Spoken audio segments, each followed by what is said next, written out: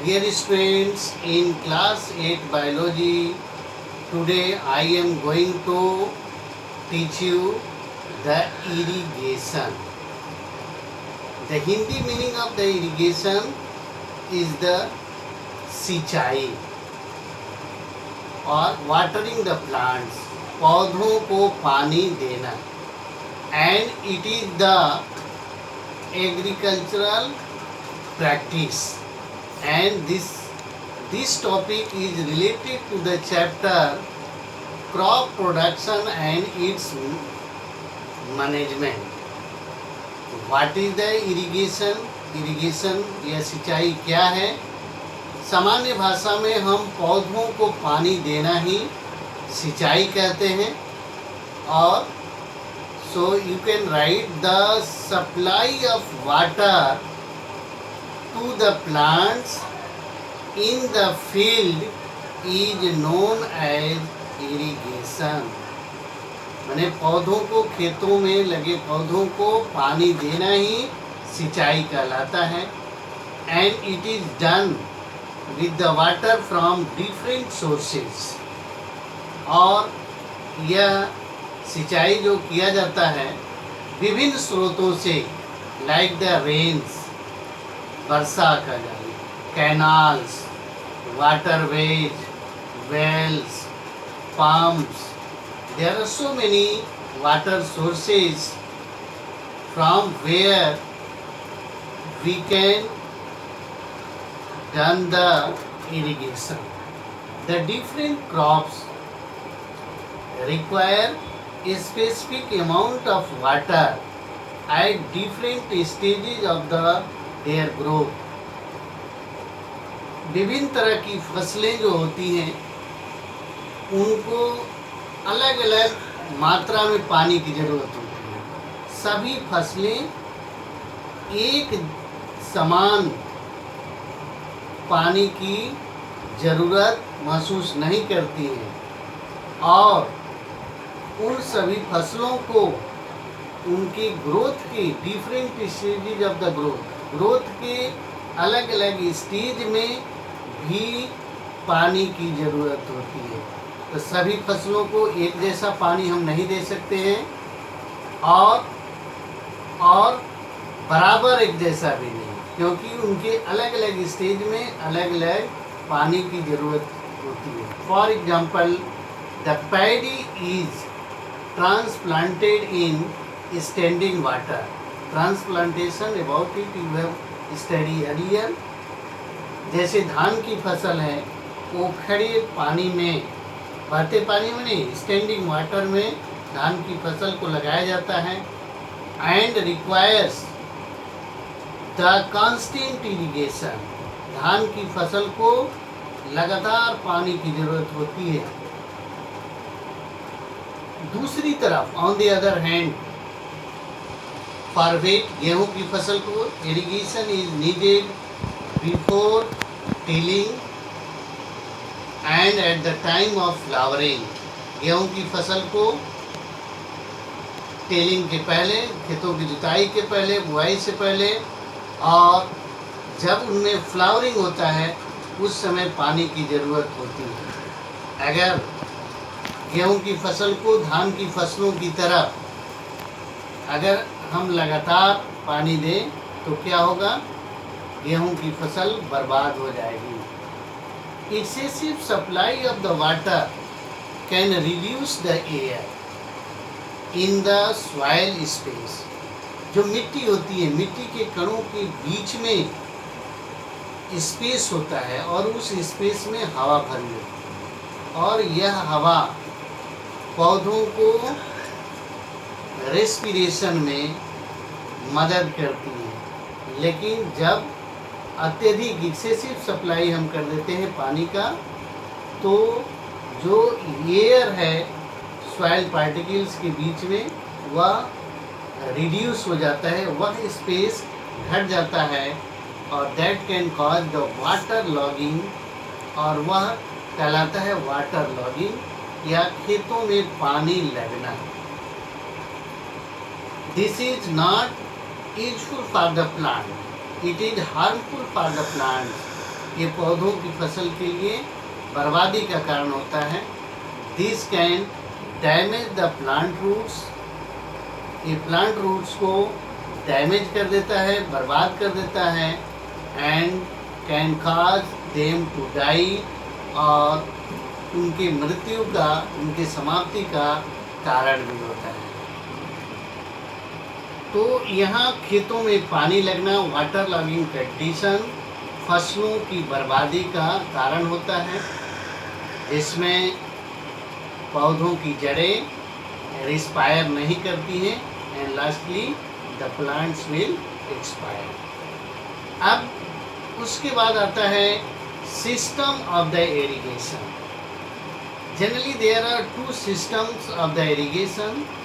One is the traditional system of irrigation and second is the modern system of irrigation. In traditional system of irrigation, जो परंपरागत चला आ रहा है, these involves the drawing out water from the wells, tubewells, ponds, lakes, canals। मैंने पानी को कुओं से, ट्यूबवेल से, तालाबों से, नदियों से, कैनाल से खींचकर और खेतों में लगे फसल को देना।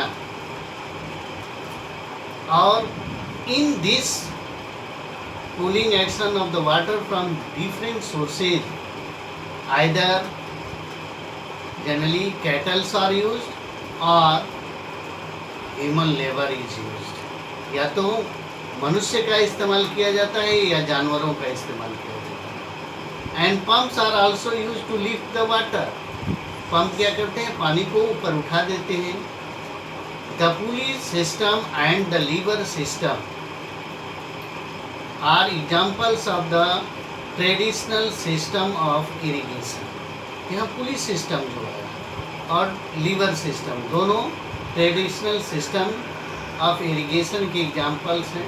जनरली इन फिजिक्स में पुली और लीवर दोनों पढ़ते हैं हम। Pulley and lever both are the simple machine that make our work easier. ये ऐसे साधारण मशीन हैं जो हमारे कामों को बहुत आसान बना देते हैं। अब उसके बाद आता है However, the traditional method, though cheap, हालांकि ट्रेडिशनल मेथड सस्ते होते हैं, but they are not very efficient, बहुत इफिशिएंट नहीं होते हैं। As the water is not distributed evenly, क्योंकि इसमें पानी एक समान सभी पौधों को नहीं मिलता है। एंड लॉसेस आर हाई, बहुत पानी का नुकसान भी होता है। उसके बाद आता है modern system of irrigation. In modern system of irrigation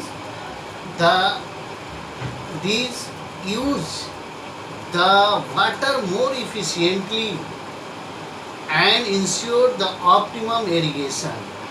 इस मॉडर्न सिस्टम ऑफ इरिगेशन के द्वारा इरिगेशन इफिशिएंटली होता है और पौधों को ऑप्टिमम पानी मिलता है, जितना चाहिए पौधे को उतना मिलता है। And what are the types of the modern system of irrigation? There are two methods of modern system of irrigation. One is the sprinkler system and other is the drip irrigation system. In a sprinkler system, these methods involve the sprinkling of water on the plants.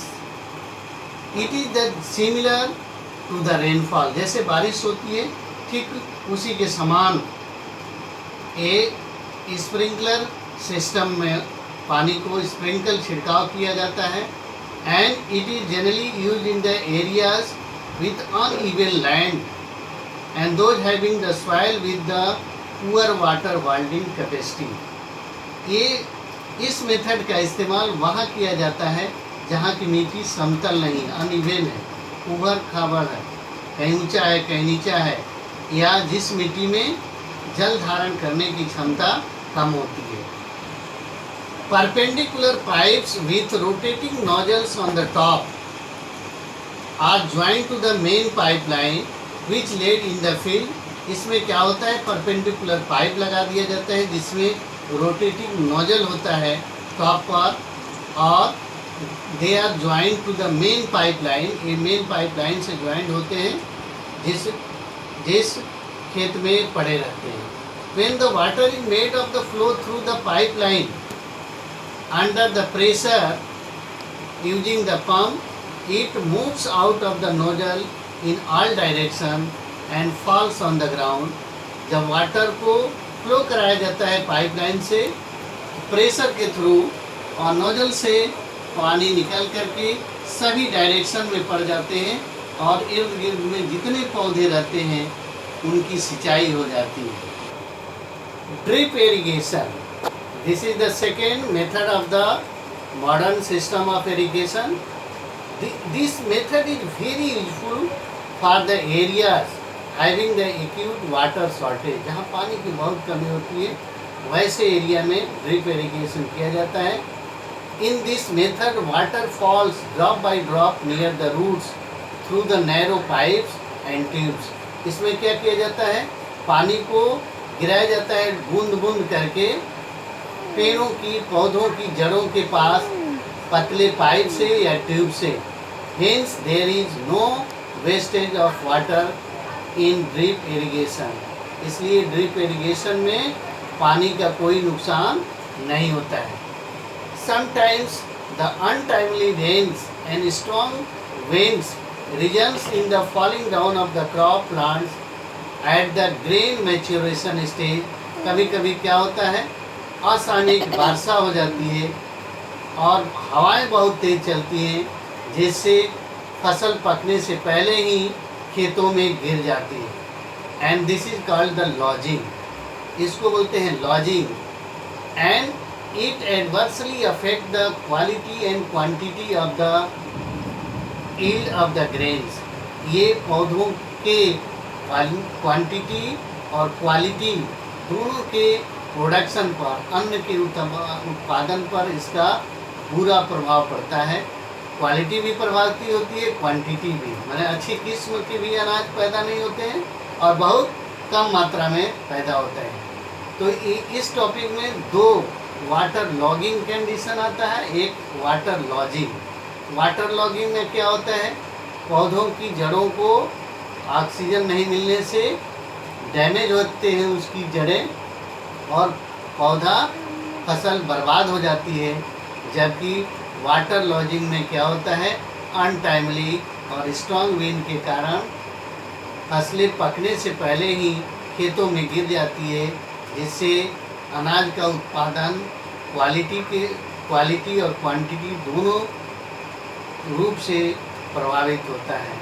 तो this is all about the irrigation, that is a agricultural practice in class 8 biology from my side.